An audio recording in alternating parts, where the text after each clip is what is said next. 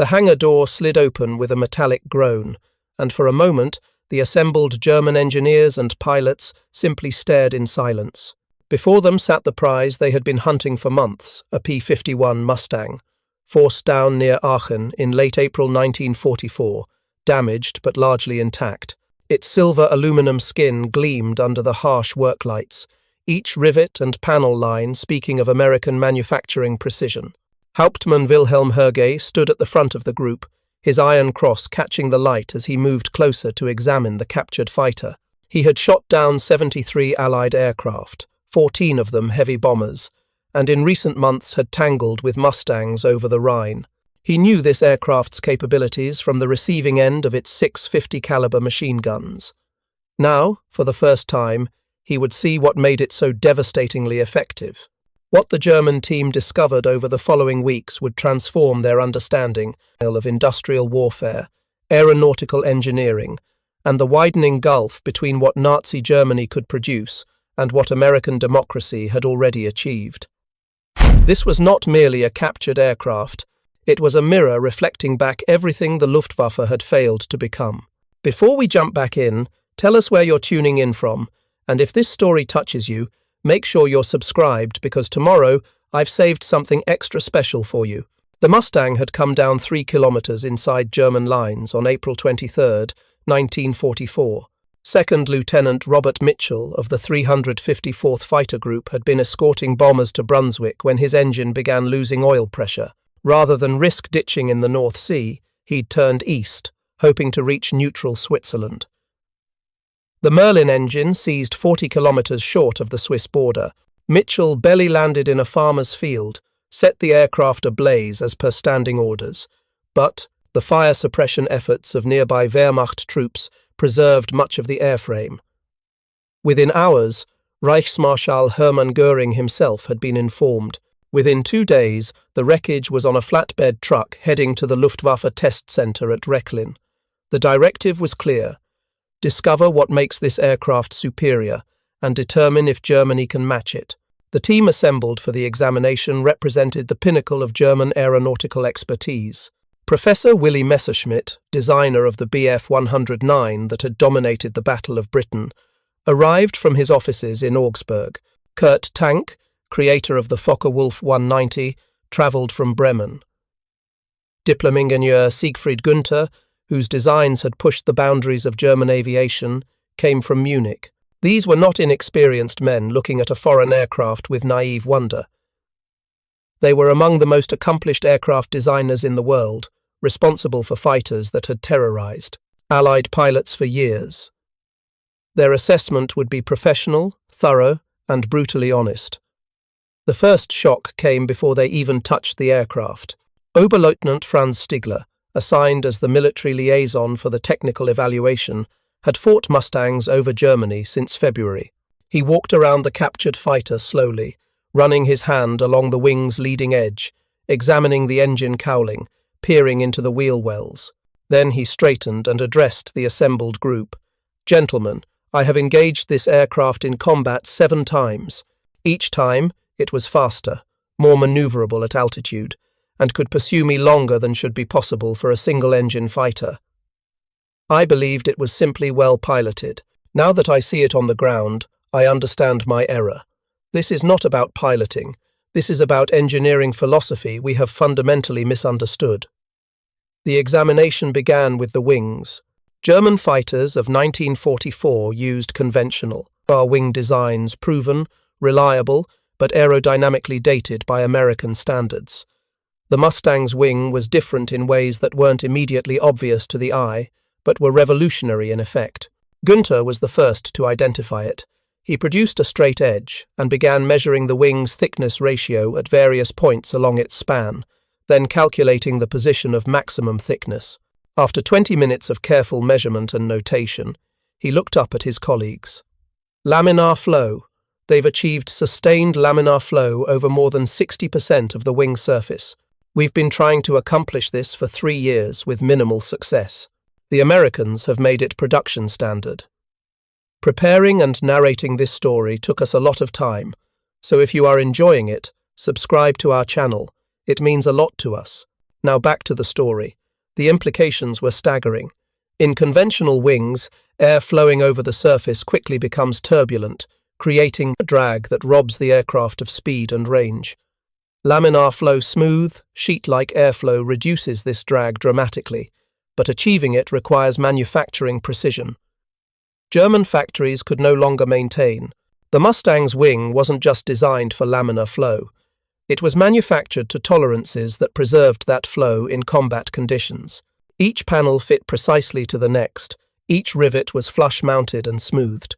Each surface finished to a level German production lines, strained by labour shortages and Allied bombing, could no longer achieve even if they understood the principles involved.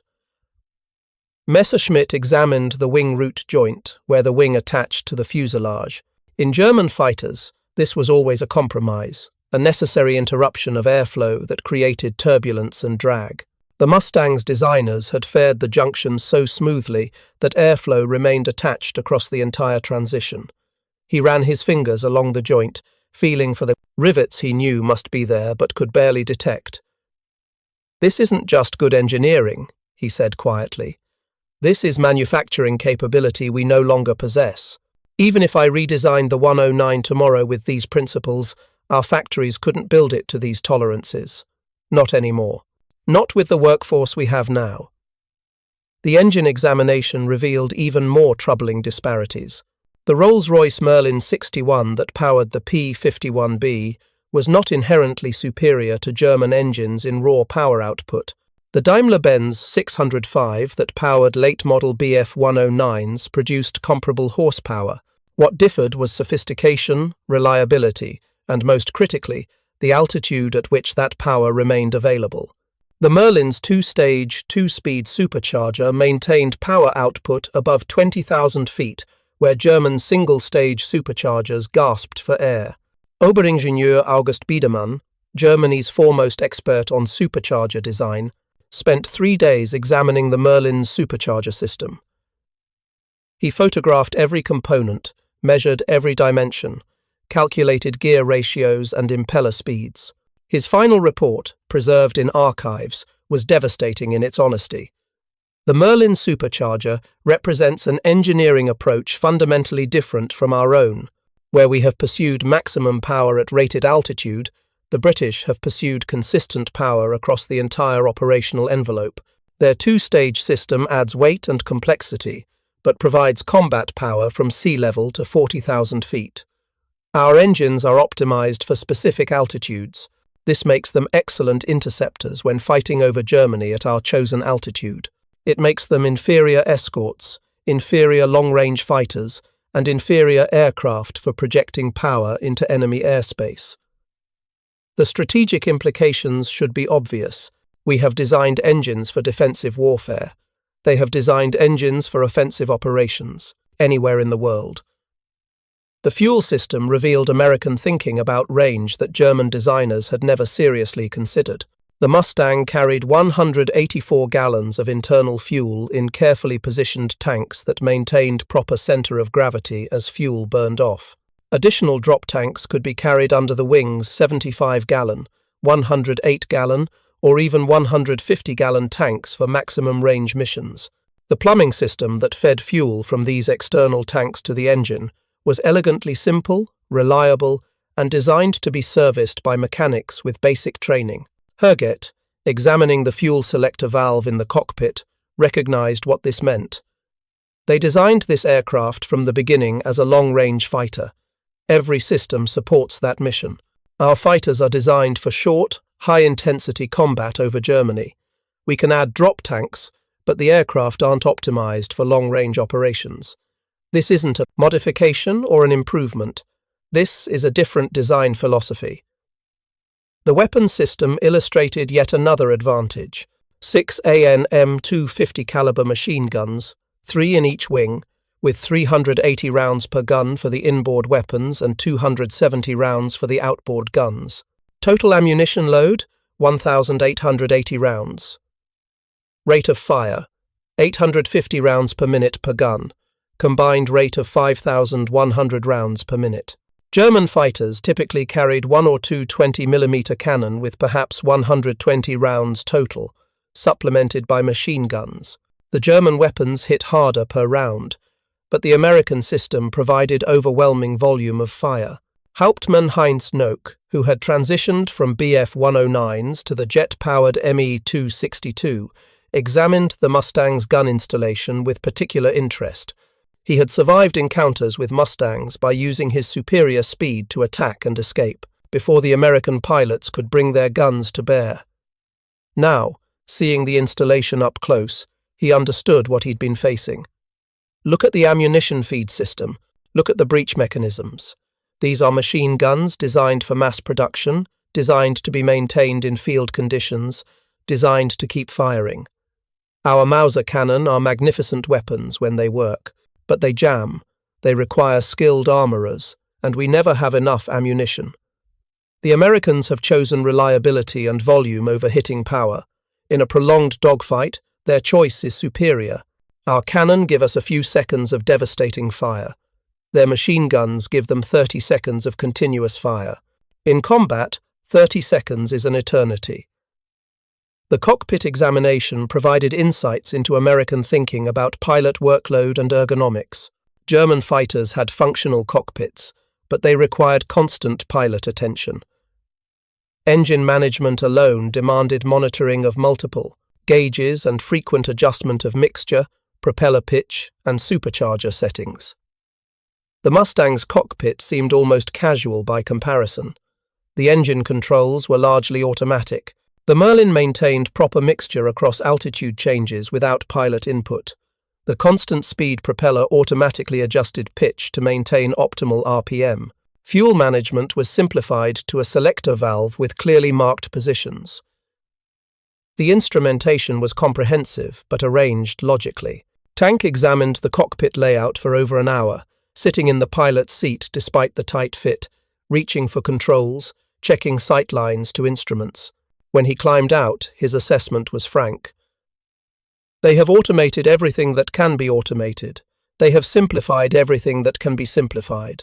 The pilot's job is to fly, fight, and navigate. Everything else is handled by systems. Our pilots must constantly manage their engines, manage their weapons, manage their fuel. The aircraft allows the pilot to focus on combat. It is a weapon system designed around human factors we have largely ignored. A tired pilot in this aircraft is more effective than a fresh pilot in a 109 because the aircraft handles so much of the workload. The landing gear system demonstrated American confidence in their pilots and their training. German fighters typically had narrow landing gear track the distance between the wheels because it simplified the wing structure and reduced weight. The consequence was aircraft that were difficult to land, prone to ground loops, and unforgiving of pilot error. The Luftwaffe accepted high training losses because building pilots who could handle difficult aircraft was considered part of developing warrior spirit. The Mustang's landing gear track was substantially wider, making the aircraft stable on the ground and forgiving of landing errors. Günther calculated the structural weight penalty for the wider gear and found it was less than 30 pounds. 30 pounds of structure in exchange for easier training, fewer accidents, and pilots who could be operational with less flight time. They have designed this aircraft to be flown by average pilots and to make those pilots effective. We design aircraft that require exceptional pilots to master. The Americans are producing thousands of adequate pilots per month. We are losing our exceptional pilots faster than we can replace them. Their system is sustainable. Ours is not. The inspection revealed smaller details that collectively painted a picture of American industrial sophistication. The wiring harnesses were neatly bundled and clearly labelled, making maintenance straightforward. The structural components used standardized fasteners rather than specialized tools. The hydraulic system was simple and robust, with redundancy for critical functions. The radio installation used modular components that could be replaced in the field. Every system reflected design, choices that prioritized serviceability, reliability, and ease of manufacture. Professor Alexander Lippisch, designer of the revolutionary Me-163 rocket interceptor, spent 2 days examining the Mustang's structure. His specialty was advanced aerodynamics and unconventional designs, but he found himself fascinated by the Mustang's conventional excellence. This aircraft represents the perfection of orthodox design. There is nothing revolutionary here. No swept wings, no exotic materials, no radical concepts. Instead, every conventional element has been refined to its highest expression. The fuselage is a semi-monocoque structure we've used for 15 years, but executed with greater precision. The wing is a standard configuration, but with airfoil sections calculated to provide laminar flow. The landing gear is a tailwheel configuration we consider dated, but engineered to be stable and forgiving. They have taken proven concepts and executed them with industrial precision we can no longer match. In trying to leap ahead with revolutionary designs, we have lost the ability to perfect conventional ones. The evaluation team produced their final report in mid-May 1944. It ran to 273 pages, including detailed drawings, performance calculations, and strategic assessments. The technical conclusions were unambiguous. The P-51 Mustang was superior to contemporary German fighters in almost every measurable category. Maximum speed, rate of climb above 20,000 feet, range, service ceiling, and ease of maintenance all favored the American aircraft. Only in instantaneous turn rate and armament hitting power did German fighters retain advantages, and these were insufficient to overcome the Mustang's comprehensive superiority. But the report's most devastating sections weren't technical, they were industrial and strategic. The evaluation team had been asked not merely to assess the aircraft, but to determine if Germany could match it. Their answer was unequivocal. No. The reasons had little to do with engineering knowledge. German designers understood laminar flow theory, supercharger dynamics, and long-range fighter design principles, as well as their American counterparts. What Germany lacked was industrial capacity. The Mustang required manufacturing precision that German factories, damaged by bombing and starved of skilled labor, could no longer maintain. It required high-grade aluminum alloys that German metallurgy could no longer consistently produce. It required sophisticated machine tools that were wearing out without replacement. It required quality control standards that German production, focused on quantity over quality, had abandoned. Most critically, it required a strategic vision of air warfare that Nazi Germany had never developed. The Luftwaffe had been designed as a tactical air force supporting ground operations, strategic bombing, long-range escort, and projecting power. Deep into enemy territory were missions the Germans had never prioritized. The Americans had designed the Mustang for exactly these missions and had built the training infrastructure, logistics systems, and operational doctrine to employ it effectively. Messerschmitt's section of the report included a brutally honest assessment. We are being defeated not by superior strategy or better pilots, but by superior industrial organization and clearer strategic thinking. The Americans identified the need for a long-range escort fighter in 1941, designed an appropriate aircraft in 1942, and deployed it in decisive numbers by early 1944. They moved from concept to deployment in 30 months, while maintaining quality standards we can no longer achieve.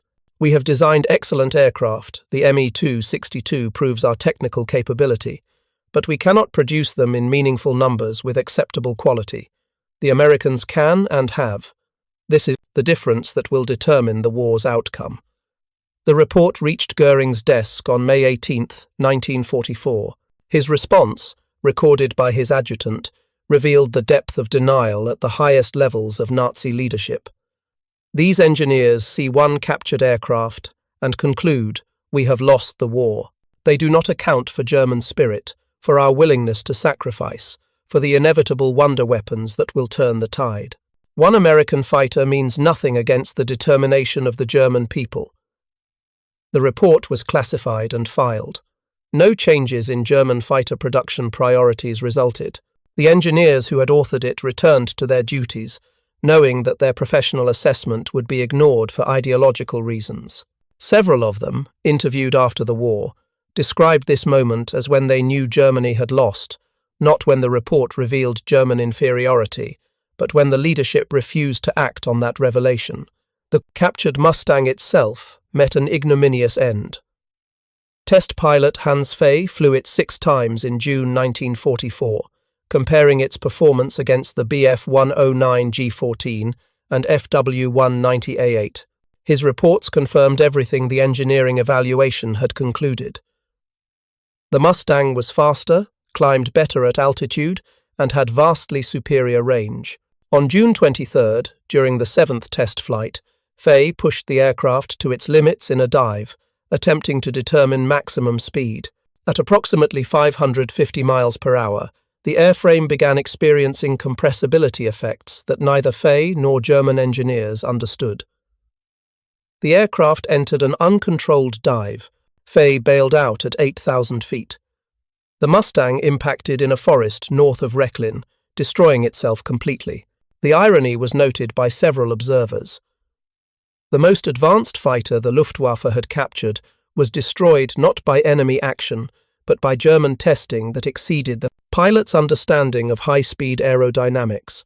The knowledge gained from examining the captured Mustang spread through the German aviation community like a slow poison, corroding confidence that had already been shaken by months of combat losses. In June 1944, a restricted briefing was held at Rechlin for Luftwaffe squadron commanders, with at least 10 confirmed victories. 43 men attended, representing the elite of German fighter aviation. They were shown photographs of the disassembled Mustang, given performance data, and presented with the engineering evaluation's key conclusions.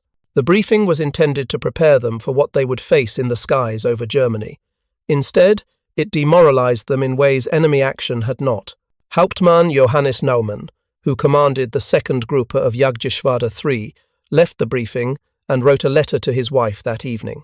The letter survived the war, preserved in family archives, and later donated to the German Federal Archives.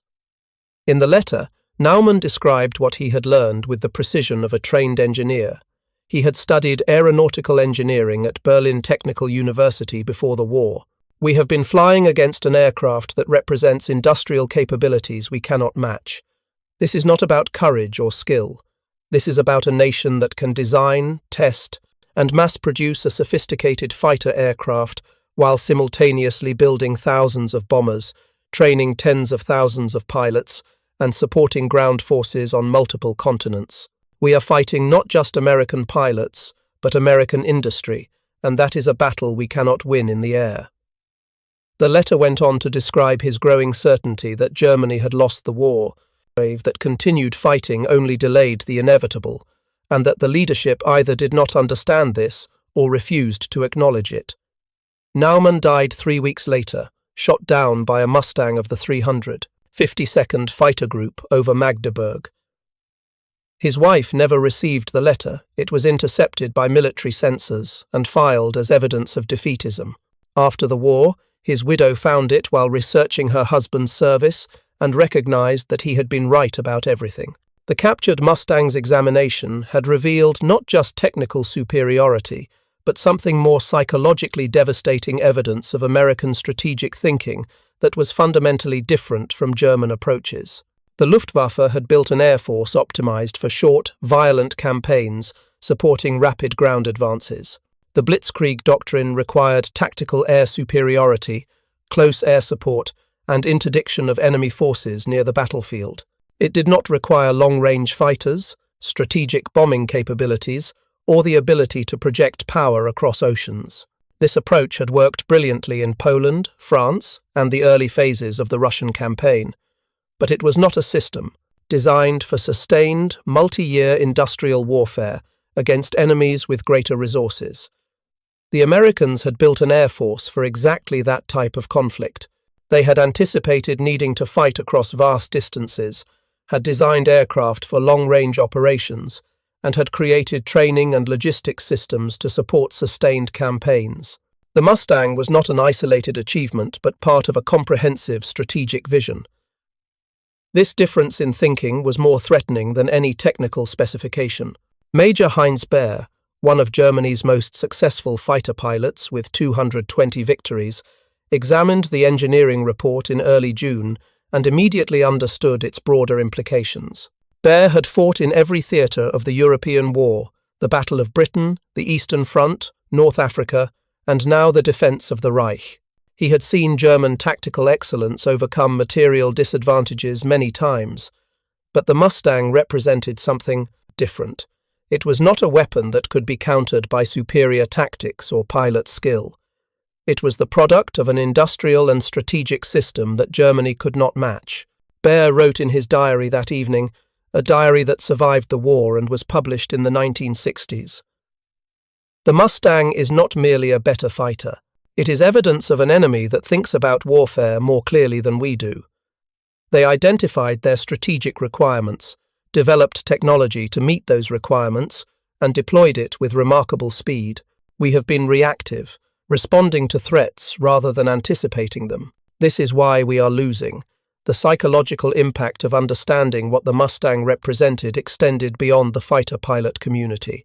At Focke-Wulf's design bureau in Bremen, Kurt Tank's team had been working on the Ta-152, intended as a high-altitude interceptor to counter American bombers.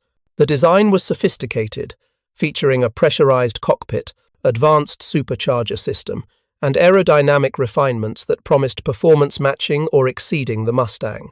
But after reviewing the captured Mustang evaluation, Tank held a meeting with his senior engineers to discuss whether the Ta-152 program should continue. The minutes of that meeting, preserved in company archives, reveal Tank's frustration with the gap between German engineering capability and manufacturing reality. We can design an aircraft superior to the Mustang. We cannot produce it in the quantities needed, with the quality required, using the materials available in the time remaining. The Americans have already won the production war. We are designing for a manufacturing capability that no longer exists. The meeting concluded with a decision to continue the Ta-152 program, not because anyone believed it would change the war's outcome, but because abandoning it would acknowledge defeat. The aircraft eventually flew in prototype form and showed excellent performance. Fewer than 50 production examples were completed before the war ended, far too few to impact operations. Tank himself survived the war and emigrated to Argentina, where he continued designing aircraft. In a 1967 interview, he reflected on that June 1944 meeting. "We knew by mid-1944 that Germany could not win. The captured Mustang proved it. But we were Germans. We had our professional pride. And we continued doing our jobs because that was what we had been trained to do. It was not logical, but logic had left the German war effort long before." The Mustang examination also influenced German jet fighter development, though not in ways that proved beneficial. The Messerschmitt Me-262 had entered limited operational service in mid-1944, offering performance that exceeded any Allied piston engine fighter. Maximum speed of 540 miles per hour made it nearly untouchable by Mustangs in level flight, yet the jet's impact on the air war was negligible, limited by fuel shortages, reliability problems, and vulnerability during takeoff and landing. Some Luftwaffe leaders, after reviewing the Mustang evaluation, argued that Germany should abandon piston engine fighter development entirely and concentrate all resources on jets. The logic seemed compelling. If Germany could not match Allied piston fighters in quality or quantity, why compete on those terms? Instead, leverage German technical expertise to deploy revolutionary technology that rendered conventional fighters obsolete. Adolf Galland, by this time General der Jagdflieger, the Luftwaffe's chief fighter commander, became the most prominent advocate for this approach. Galland's vision called for mass production of the Me-262, withdrawing all fighter units from combat for re-equipment with jets, then launching a coordinated offensive that would regain air superiority through technological supremacy. The plan required several months without fighter opposition to enemy bombers, a pause in defensive operations, while German industry built jets and pilots transitioned to the new aircraft. Hitler rejected the plan. He demanded that fighters continue defending German cities, insisted that the Me-262 be used as a fighter bomber rather than a pure interceptor, and refused to accept the short-term increase in bombing that a transition period would require. Galland's plan had significant flaws. German fuel production was already collapsing, making operation of fuel-hungry jets increasingly impractical, but it represented strategic thinking about how to counter Allied advantages. Hitler's rejection in favor of immediate tactical concerns exemplified the short-term thinking that characterized German leadership by late 1944. Oberleutnant Franz Stigler, who had provided initial assessment of the captured Mustang, spent much of June and July 1944 thinking about what the aircraft revealed about his enemies. Stigler was unusual among Luftwaffe pilots for his philosophical bent. He had studied humanities at university before the war and maintained a journal throughout his service. His entries from summer 1944, preserved by his family and later published, show a man grappling with cognitive dissonance. Everything he had been taught about German racial superiority, about the weakness of democratic societies, about inevitable German victory, was contradicted by the physical evidence of the Mustang. The aircraft was too good, too sophisticated, too carefully engineered to be the product of an inferior society. Either Nazi ideology was wrong, or there was some explanation for how inferior people had produced a superior weapon. Stigler's journal reveals his slow, painful conclusion that the ideology was wrong. I have examined an American fighter aircraft that is better than ours in nearly every way. I have read reports from intelligence that describe American industrial production exceeding all Axis nations combined. I have seen with my own eyes the endless bomber streams, the swarms of escort fighters, the material abundance of an enemy we were told was weak and decadent. At what point does a rational man conclude that what he has been taught is false? At what point does evidence override ideology? I think I have reached that point. The Americans are not inferior, their system is not weaker. We have been lied to, and we have believed those lies because it was comfortable to think ourselves superior. The Mustang proves we were wrong. Stigler would survive the war and eventually emigrate to Canada, where he became a successful businessman. In 1990, he was reunited with an American bomber pilot whose aircraft he had chosen not to shoot down over Germany in 1943, an incident that became the subject of the book A Higher Call. But his recognition that Nazi ideology was built on lies came earlier, in the summer of 1944, directly from examining the captured Mustang and confronting what it revealed about his enemies and about the system he had served. The technical intelligence gained from the Mustang examination did influence some German design work. Heinkel's design team, working on the He-162 jet fighter, incorporated some laminar flow principles into their wing design after reviewing the Mustang data. Focke-Wulf's TAR-152 featured improved cockpit ergonomics, influenced by what had been learned from the American fighter. Messerschmitt's Pent-11 project, an advanced propeller fighter that existed only as drawings when the war ended, showed clear evidence of lessons learned from examining the Mustang's fuel system and pilot workload reduction. But these were marginal improvements to aircraft that would never see significant production. The fundamental problems, lack of industrial capacity, fuel, shortages, pilot attrition, and strategic overextension, could not be solved by better engineering. Germany was being defeated by arithmetic, and the Mustang examination had simply revealed the calculations that proved defeat was inevitable. The Allied bombing campaign against German oil production, which intensified in May 1944, demonstrated exactly what long-range escort fighters made possible.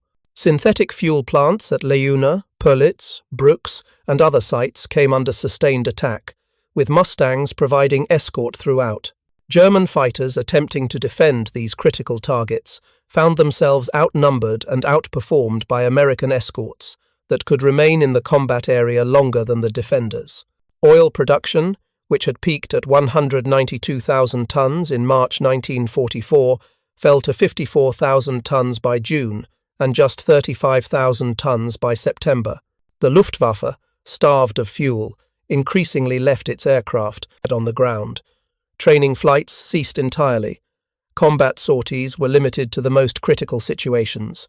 Pilots who had examined the captured Mustang and understood what it represented now watched helplessly as the American fighter enabled exactly the strategic campaign they had feared.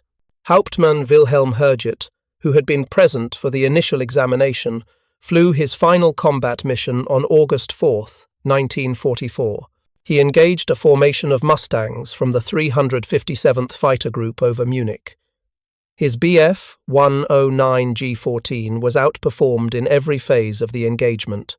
He survived only because his attackers broke off pursuit when they reached their escort station return time. Herget landed with less than 5 gallons of fuel remaining, having pushed his aircraft to absolute limits, simply to escape. He submitted his combat report that evening, noting that the Mustangs he had fought possessed all the advantages the captured aircraft examination had predicted: speed, altitude performance, range, and endurance. He concluded the report with an observation that was unusual for official documents. "We are sending pilots into battle against an enemy with superior equipment, superior numbers, and superior logistics. This is not combat. This is attrition. We are being ground down by an industrial machine we cannot stop, using aircraft we cannot match, in a war we cannot win. Continued operations serve no military purpose. They merely delay the inevitable while consuming lives that might better be preserved for whatever future remains after defeat." The report was forwarded to higher headquarters with a note from his Gruppe commander recommending Herget be given medical leave for combat fatigue. Herget refused the leave. He continued flying combat missions through September, was shot down and wounded on October 1st, and spent the remainder of the war in hospital. He survived, emigrated to Argentina after the war, and never spoke publicly about his service. His combat report from August 4th remained classified until the 1980s, when it was discovered by a researcher examining Luftwaffe tactical intelligence files. It stands as one of the most honest assessments produced by a German pilot during the war, an acknowledgement that equipment, not courage or skill, was determining outcomes, and that the equipment gap was unbridgeable. By autumn 1944, the lessons learned from examining the captured Mustang had spread throughout the Luftwaffe fighter force, not through official channels, but through the informal networks of pilots discussing their experiences. The understanding that they flew inferior aircraft against better-equipped enemies affected morale in complex ways. Some pilots became fatalistic, flying their missions with resignation but without hope. Others became more aggressive, seeking quick victories before inevitable defeat. Some simply refused to engage when they encountered Mustang formations, reasoning that survival served Germany better than futile sacrifice. The Luftwaffe High Command recognized the morale problem but had no solution. Exhortations to fight harder, appeals to duty and honor, and threats of punishment for cowardice could not overcome the simple mathematical reality that German pilots understood viscerally. They were being defeated by industrial capacity. They could not match flying aircraft their nation could not duplicate. The final irony came in December 1944, when intelligence reports confirmed that the Americans were producing more Mustangs per month than Germany produced all fighter types combined. North American Aviation's plants at Inglewood, California, and Dallas, Texas, were building over 500 Mustangs monthly, with production still increasing. German fighter production in December 1944, despite desperate efforts at dispersal and underground factories, reached approximately 1,800 aircraft of all types, and many of these were poorly built by slave laborers with no motivation for quality work. The Americans were outproducing Germany in a single aircraft type that was superior to anything Germany fielded in significant numbers. This was the strategic reality the captured Mustang had illuminated. German engineers had examined one aircraft and understood what it represented: an industrial democracy that could design, develop, and mass-produce superior weapons while simultaneously supporting global military operations. It was not a gap that could be closed by harder work or greater sacrifice. It was a fundamental difference in national capacity, and that difference would determine the war's outcome.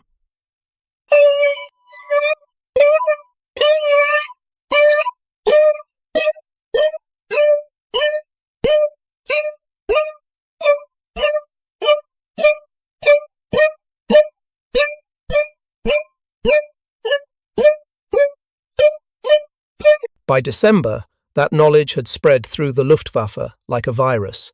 infecting confidence and eroding the belief that determination alone could overcome material disadvantage. The Mustang had beaten German pilots not merely in combat but in understanding, revealing to them the magnitude of what they faced and the impossibility of prevailing against it. The winter of 1944 brought Germany's fighter defences to the edge of collapse, and the knowledge gained from examining the captured Mustang had become a bitter prophecy fulfilled in every combat engagement. Pilots who had read the technical reports or heard briefings about American manufacturing superiority now lived the consequences daily. They took off in aircraft they knew were inferior, burned fuel they knew was irreplaceable, and faced enemies they knew possessed every advantage except perhaps desperation. The psychological toll of fighting a war already understood to be lost manifested in ways both subtle and dramatic.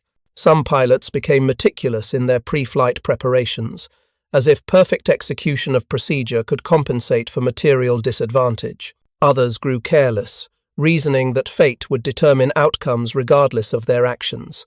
The common thread was exhaustion, physical from endless combat, mental from constant stress, and spiritual from understanding that sacrifice served no strategic purpose. Lieutenant Heinz Nock, who had attended the June briefing at Rechlin and seen the captured Mustang evidence firsthand, documented the disintegration of his squadron through winter 1944 in a diary that would later be published as "I Flew for the Führer." His entries from December capture the despair of men who understood their situation completely. On December 12th, he wrote about a mission that killed 3 of his squadron mates. "We intercepted a bomber formation near Hanover. Before we could engage, Mustangs dropped on us from above. They always have altitude advantage now because they can cruise higher than we can climb. Müller never saw the fighters that killed him. His 109 simply exploded. Hauptmann bailed out, but his parachute was shredded by gunfire. I watched him fall 4,000 meters. Schroeder made it to the ground but died in the crash landing. We claimed 1 bomber damaged. The mathematics of this exchange speak for themselves. We are being exterminated." The technical superiority revealed by examining the captured Mustang extended beyond performance characteristics into reliability and maintainability factors that became increasingly critical as Germany's support infrastructure deteriorated. American fighters were designed for field maintenance by mechanics with basic training. German fighters, particularly later models with advanced systems, required skilled technicians and specialized tools that were increasingly unavailable. A P-51 could have an engine changed in 6 hours by a reasonably competent ground crew. A Bf-109 G14 engine change required 12 to 16 hours, and mechanics familiar with the Daimler-Benz 605's complexities. As experienced German ground crews were killed in Allied strafing attacks or drafted into infantry units to fill gaps on the Eastern Front, the Luftwaffe's ability to maintain its aircraft eroded rapidly. By January 1945, German fighter units were reporting serviceability rates below 50%, meaning that even when aircraft were available, fewer than half could actually fly on any given day. The contrast with American operations was stark and demoralizing. Luftwaffe intelligence, gathered from interrogations of captured American ground crew and from agents' reports, indicated that U.S. 8th Air Force fighter units maintained serviceability rates above 75%, even while conducting intensive operations. This wasn't because American aircraft never broke down. It was because they were designed to be fixed quickly with readily available parts by adequately trained personnel. The Mustang examination had revealed this design philosophy in 19 quickters, every system, from the modular radio installation to the accessible hydraulic components to the clearly labeled wiring harnesses. German designers had optimized for performance and manufacturing efficiency, but had not prioritized field maintenance. American designers had considered the entire operational life cycle, understanding that an aircraft not flying due to maintenance was strategically worthless, regardless of its theoretical performance. This difference in design thinking reflected broader differences in strategic vision the Americans planned for sustained operations over years. The Germans had designed for short, intense campaigns. Major Walter Dahl, who commanded the 3rd Group of Jagdgeschwader 300, experienced the consequences of this design philosophy gulf in February 1945. His unit received 12 freshly delivered Bf-109 K4s, the latest and theoretically best variant of Germany's primary fighter. Within 1 week, 7 were unserviceable with various mechanical problems. Skilled mechanics who might have repaired them quickly were gone dead, wounded, or transferred to other duties. The mechanics available were poorly trained replacements, often teenagers drafted from the Hitler Youth, who lacked both knowledge and proper tools. Dahl spent 4 days watching his ground crews struggle with repairs that should have taken hours, while American Mustangs and Thunderbolts flew overhead with impunity. His report to higher headquarters, preserved in Luftwaffe archives, was blunt. "We cannot maintain the aircraft we have. Accepting additional deliveries serves no purpose when we lack the expertise to keep them flying. The Americans have designed a system that works. We have designed aircraft that require a support infrastructure we no longer possess." The fuel crisis that had been predicted by engineers who examined the Mustang's long-range capabilities reached catastrophic proportions by March 1945. The sustained bombing campaign against oil production, enabled by Mustang escorts, had reduced German aviation fuel availability to less than 10% of requirements. Training of new pilots essentially ceased. There was no fuel for training flights. Combat operations were limited to the most critical situations, and even then, pilots often flew with partially filled tanks, hoping to have enough fuel for combat and return, but knowing that miscalculation meant death when engines quit short of the airfield. The Luftwaffe, which had begun the war with fuel reserves and production capacity exceeding requirements, was by spring 1945 a grounded force with aircraft but no means to fly them. This was exactly the strategic outcome that long-range escort fighters had been designed to enable. The Mustang didn't defeat the Luftwaffe primarily through air-to-air combat, though it excelled at that mission. It defeated the Luftwaffe by making possible the systematic destruction of Germany's fuel production infrastructure. Hauptmann Wilhelm, who had understood the strategic implications of the Mustang examination months earlier, flew one of the Luftwaffe's last significant operations in April 1945. Leading a mixed formation of jets and piston-engine fighters, he intercepted American bombers over central Germany. The engagement lasted less than 10 minutes before overwhelming numbers of Mustangs forced the Germans to disengage. Baer shot down a bomber, and possibly a Mustang records are unclear, but lost 6 aircraft from his formation. More importantly, several jets had to land at alternate fields because they lacked fuel to return to their home base. 2 were destroyed in subsequent strafing attacks while sitting on the ground, unable to take off for lack of fuel. Baer's after-action report noted, "We can still fight. We cannot sustain combat. Every mission consumes resources we cannot replace. The Americans lose aircraft too, but tomorrow they will have more aircraft, more pilots, more fuel, more ammunition. Tomorrow we will have less of everything. This is not warfare. This is mathematics." The psychological journey of German pilots who had examined or learned about the captured Mustang reached its conclusion in the war's final weeks, as the gap between propaganda and reality became impossible to ignore. Nazi leadership continued broadcasting promises of wonder weapons that would turn the tide, of secret aircraft that would sweep enemies from German skies, of inevitable final victory secured through will alone. Pilots who had seen the Mustang examination evidence knew these promises were lies. They had the technical data proving German industrial inferiority. They had the combat experience confirming that data. They understood that continued fighting only increased casualties without affecting outcomes. Yet most continued flying because military culture, personal honor, and fear of consequences for refusing orders compelled them to keep fighting even when they knew the cause was lost. This disconnect between knowledge and action created profound moral injury that many survivors carried for the rest of their lives. Franz Stigler, whose philosophical reflections in summer 1944 had captured one pilot's crisis of understanding, flew his last combat mission on April 24, 1945. He engaged American fighters over Bavaria, was shot down by a Mustang pilot he never saw, and bailed out with minor injuries. Sitting in a field, waiting for whoever would find him first, German military police who might execute him for abandoning his aircraft, or American forces who would make him a prisoner, he felt primarily relief. His war was over. He had survived. In his journal that evening, written in a temporary POW cage, he reflected on the path from examining the Mustang to accepting Germany's defeat. The truth was there to see in May 1944. 1.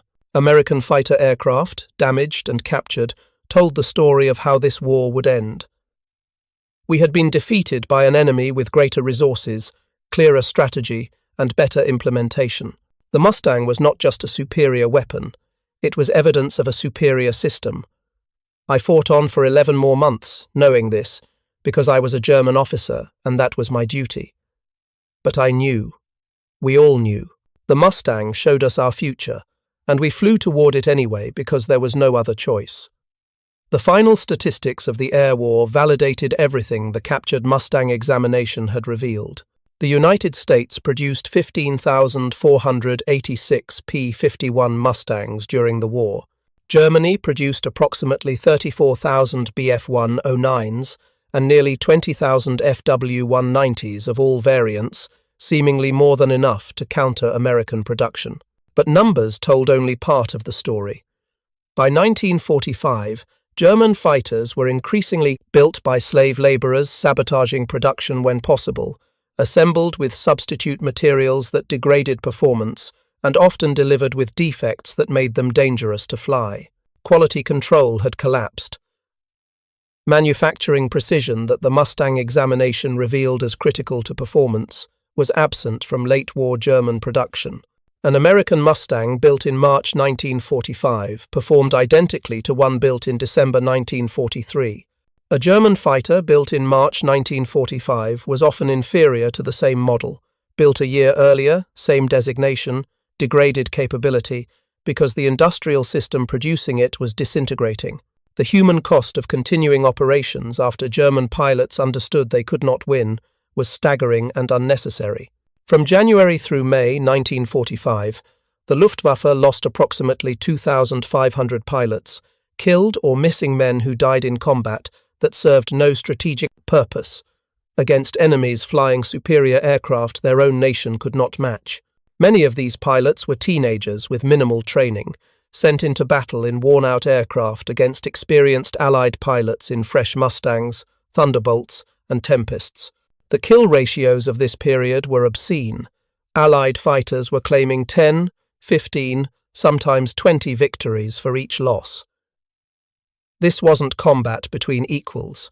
It was slaughter enabled by industrial advantage and strategic clarity that the Mustang examination had revealed months earlier.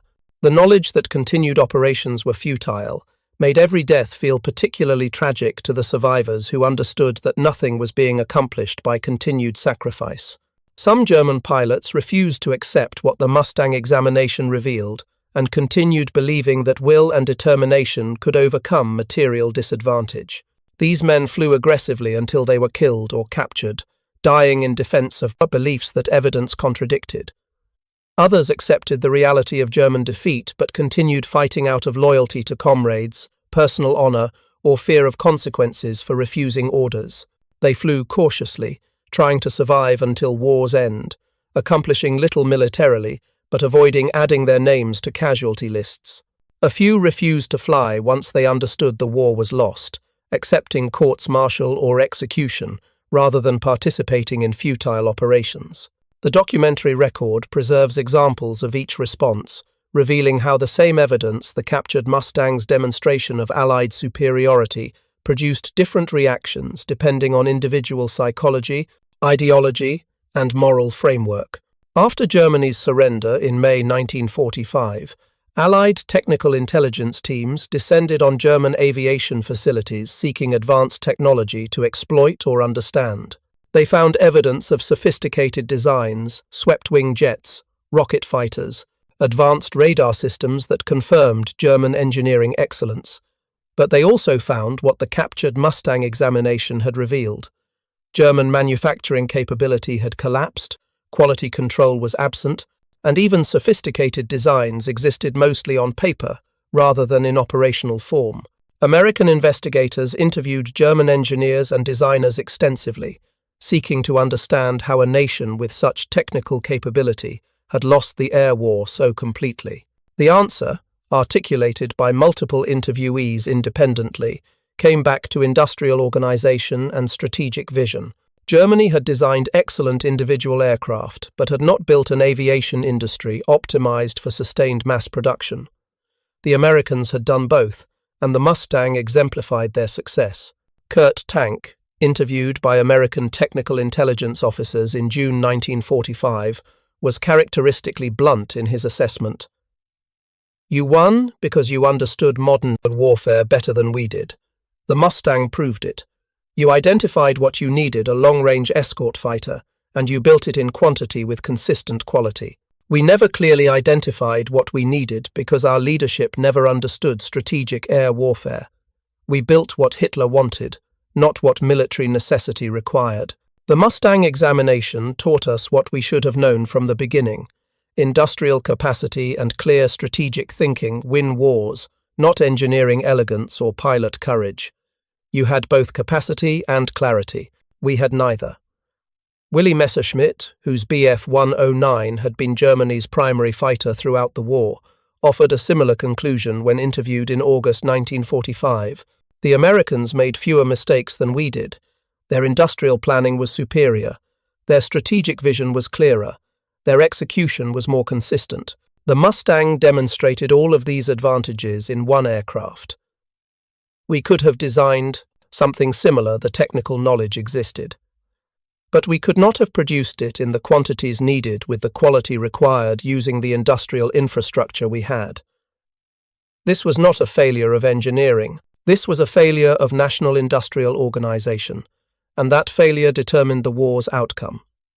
The legacy of the captured Mustang examination extended beyond the immediate war. German engineers who had examined the aircraft and recognized what it represented carried that knowledge into post-war careers. Many emigrated to the United States, Britain, France, or Argentina, where they contributed to post-war aviation development. They brought technical knowledge from examining advanced Allied designs, but also brought humility learned from understanding how completely they had been defeated by superior industrial organization. Several became vocal advocates for international cooperation in aircraft development, arguing that the Mustang's success, combining British engine technology with American airframe design, demonstrated advantages of collaboration over isolated national efforts. The NATO alliance's approach to developing shared weapons systems in the Cold War owed something to lessons learned from the P-51's development and deployment. For German pilots who survived the war, the captured Mustang remained a powerful symbol of the moment they understood Germany would lose. In reunions, interviews, and memoirs produced over subsequent decades, veterans repeatedly referenced the Mustang as the weapon that changed everything. The aircraft that revealed Allied superiority so completely that continued German resistance became psychologically unsustainable, even when military orders demanded it continue. The examination of one captured aircraft in May 1944 had illuminated truths about industrial capacity, strategic vision, and national power that ideology and propaganda had obscured. Those truths, once seen, could not be unseen, and they shaped how German veterans understood their war experience for the rest of their lives. The story of German pilots examining a captured Mustang and recognizing they could never match it offers lessons that transcend World War II aviation history. It demonstrates how technological superiority derives not from individual genius, but from industrial organization and strategic clarity. It shows how evidence can contradict ideology, forcing individuals to choose between comfortable lies and uncomfortable truths. It illustrates how material advantage in warfare can be so overwhelming that courage and skill become strategically irrelevant. And it reveals how understanding defeat in advance creates moral and psychological burdens distinct from those of combat itself.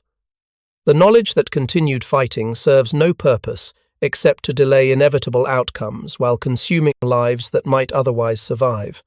The German pilots who examined the captured Mustang in May 1944 gained knowledge they could not use to change outcomes. They understood they would lose, but fought on anyway because military culture, political consequences, and personal honor demanded it. This made them tragic figures, possessing truth they could not act upon, fighting battles they knew were already lost, dying for causes they recognized as defeated. The Mustang showed them their future with clarity that left no room for hope, and then they had to live that future knowing what was coming. That knowledge, bitter, complete, and unavoidable, may have been the Mustang's most devastating weapon of all. Up next, you've got two more standout stories right on your screen. If this one hit the mark, you won't want to pass these up. Just click and check them out. And don't forget to subscribe and turn on the notification bell so you don't miss any upload from us.